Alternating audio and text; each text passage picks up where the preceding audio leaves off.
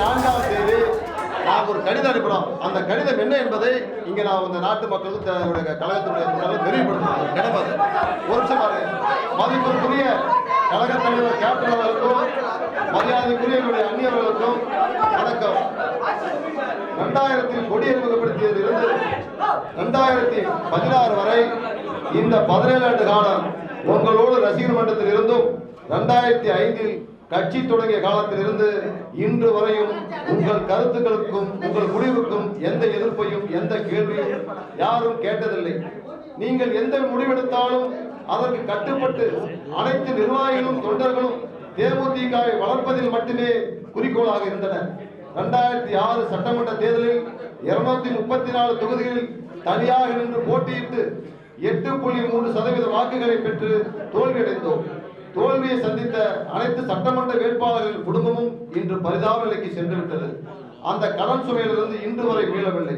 2006 உள்ளாட்சி தேர்தலில் அனைத்து பதவிகளுக்கும் நமது கழகத்தினுடைய ஒன்றிய நகர பேரூர் கிளைக்கழக செயலாளர்கள் மாவட்ட அணி நிர்வாகிகள் தொண்டர்கள் என அனைவரும் போட்டியிட்டு படுதோல்வி அடைந்து பல்வேறு துன்பங்களை இன்று வரை சந்தித்து வருகின்றனர்.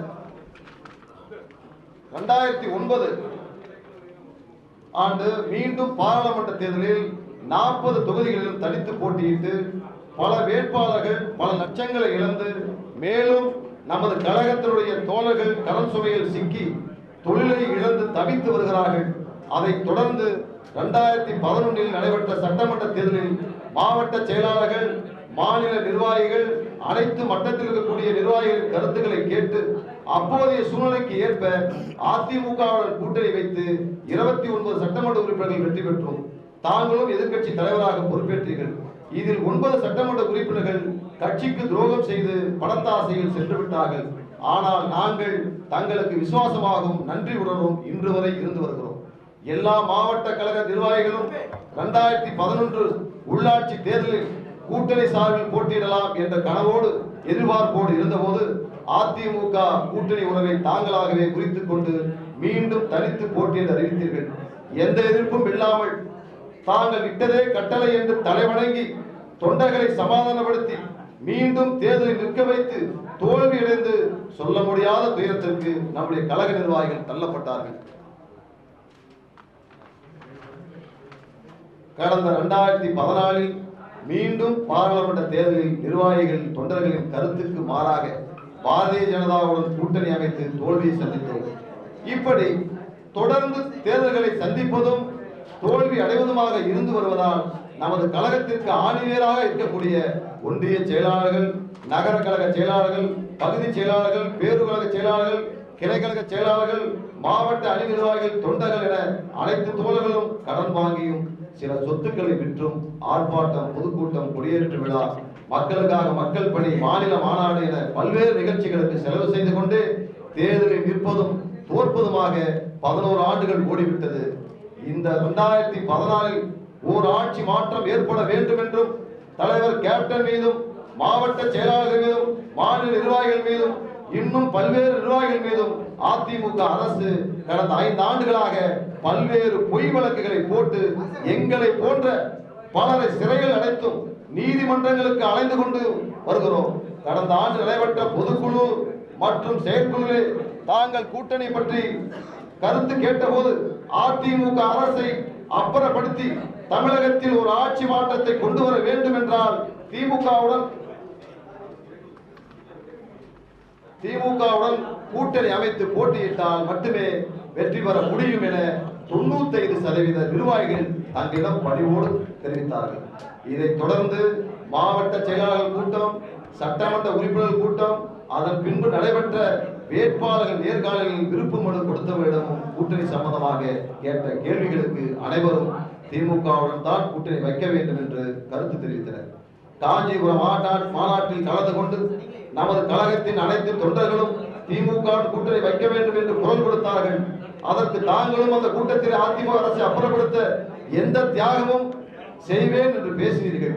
இந்த நிலையில் கடந்த 10ஆம் தேதி சென்னையில் நடைபெற்ற மகளிர் அணி பொதுக்கூட்டத்திலே தேமுதிக தனித்துதான் போட்டியிடும், யாருடன் கூட்டணி இல்லை என அறிவிப்பு செய்தது அனைத்து நிர்வாகிகளையும் தொண்டர்களையும் அதிர்ச்சி அடை செய்தது. இருந்தாலும் பத்திரிகைகளும் தொலைக்காட்சிகளும் திமுகவுடன் கேப்டன் கூட்டணி சம்பந்தமாக பேசிக் கொண்டிருக்கிறார் என்ற செய்தி தினமும் தலைப்புச் செய்தியாக வந்து கொண்டிருந்தது.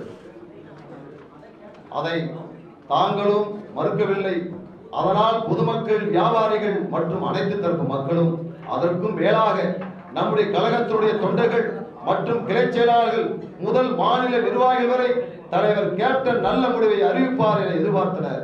ஆனால் அனைவர் எதிர்பார்ப்புக்கும் மாறாக 11 ஆண்டு காலம் நாம பட்ட துன்பங்கள், அவமானங்களுக்கு அருமருந்தாக திமுகவுடன் கூட்டணி வைப்பார் என்று எதிர்பார்த்துக் கொண்டிருந்த நிலையில் மக்கள் நல கூட்டணியோடு கைகோர்த்தது. ஒட்டுமொத்த தேமுதிக நிர்வாகிகள், தொண்டர்கள் அனைவரும் விரக்தியின் உச்சிக்கே சென்று உறைந்து போனார்கள். பல நிர்வாகிகள், தொண்டர்கள் கண்ணீர் விட்டு கதறி கொண்டிருக்கிறார்கள். கடந்த 5 ஆண்டு அதிமுக மக்கள் விரோத ஆட்சியை அகற்ற வேண்டும் என்று தமிழக மக்கள் அனைவரும் ஒட்டுமொத்தமாக முடிவெடுத்த நிலையிலும் தேமுதிக நிர்வாகிகள், தொண்டர்கள் மனநிலையும் திமுகவுடன் கூட்டணி சேர்ந்து சட்டமன்ற தேர்தலையும் வரப்போகிற உள்ளாட்சி தேர்தலையும் சந்திக்க வேண்டும் என்று தங்களிடம் எடுத்து கூறிய நிலையில் திடீரென்று யாருக்கும் தெரியாமல் அவசரமாக வைகோவுடன் கை கோர்த்தது ஏன் என்ற கேள்வி இந்த கூட்டணியுடன் சேர்ந்தால் ஒரு இடம் கூட வெற்றி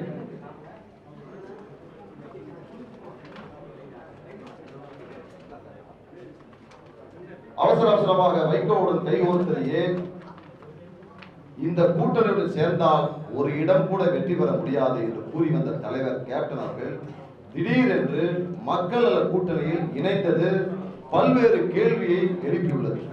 இந்த முடிவு தற்கொலைக்கு சமமானது என்பதை இந்த உலகம் அறியும், தாங்களும் நன்கு அறிவீர்கள். தலைவர் கேப்டன் அவர்களே, தாங்கள் எந்த முடிவெடுத்தாலும் நாங்கள் எந்த கேள்வியும் கேட்டதில்லை. எவ்வளவோ அவமானங்களை எல்லாம் தாங்கிக் கொண்டு தான் தங்கள் பின்னாலே வந்து கொண்டிருக்கிறோம். ஒட்டுமொத்த நிர்வாகிகள், தொண்டர்கள் மற்றும் பொதுமக்கள் எண்ணங்களை எடுத்து கூறியும் தெளிவுபடுத்தியும் திடீரென யாரையும் கேட்காமல் தமிழகத்தின் கிளை அமைப்புகளோ தொண்டர்களோ இல்லாத கட்சிகளோடு கூட்டணி சேர்ந்தது ஏன் என்ற கேள்வி ஒவ்வொரு தேமுதிக தொண்டனின் இதயத்தையும் துளைத்துக் கொண்டிருக்கிறது. உங்களுக்காக இரவு பொருள் பாராமல் ரத்தத்தை வேர்வையாக சிந்தி உழைத்த பணத்தில் எத்தனை பேனர்கள், சுவர் விளம்பரங்கள், பேப்பர் விளம்பரங்கள், மக்களுக்காக மக்கள் பணி, நல உதவிகள், பொதுக்கூட்ட செலவுகள் என பல லட்சம் ரூபாய்களை செலவு செய்து ஓய்ந்து போன நிலையில் திமுகவுடன் கூட்டணி வைத்தால் அனைத்து நிர்வாகிகளும் பல்வேறு உள்ளாட்சி பதவிகளுக்கும் வருவோம் என்ற கனவோடு இருந்த நிலையில் வெண்ணெய் திறந்து வந்த போது பானை உடைந்த கதையாக இந்த கூட்டணி அறிவிப்பு உள்ளது. இந்த கூட்டணி அறிவிப்பை பொதுமக்கள் மற்றும் நமது தொண்டர்கள் 100% வெறுக்கிறார்கள்.